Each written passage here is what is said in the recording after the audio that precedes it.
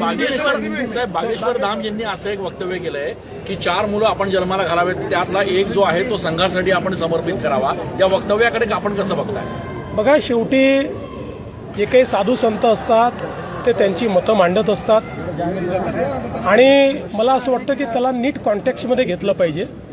मुळात त्यांचा म्हणण्याचा उद्देश असा होता की संघ एक अशी संघटना आहे की जिने हिंदू संस्कृतीला, सनातन संस्कृतीला त्या ठिकाणी जिवंत ठेवलं आहे, नवचैतन्य दिलं आहे. त्यामुळे आपल्या घरचा एक मुलगा हा त्या संघामध्ये असावा. त्यांनी आणखी एक अशा प्रकारचं विधान केलेलं आहे बागेश्वर धाम यांनी की शिवाजी महाराजांनी रामदास स्वामींची भेट घेतली, ती पगडी काढून ठेवली, अशा प्रकारचं विधान केलं. त्यामुळे टीका होती.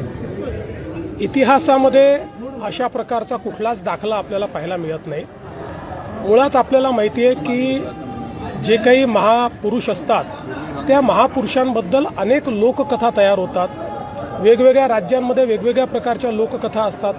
आपल्याला माहिती आहे रामायण आणि महाभारताच्या संदर्भातही अनेक लोककथा आहेत. त्या सगळ्याच इतिहासावर किंवा त्या ठिकाणी परिस्थितीवर अवलंबून अशा पद्धतीच्या त्या ठिकाणी तयार होत असतात किंवा झालेल्या आहेत.